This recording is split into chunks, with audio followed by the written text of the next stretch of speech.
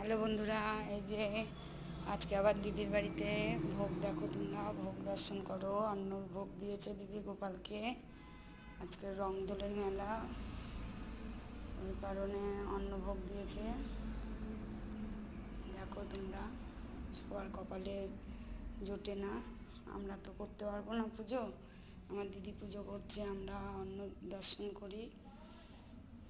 দেখো কত আইটেম করেছে।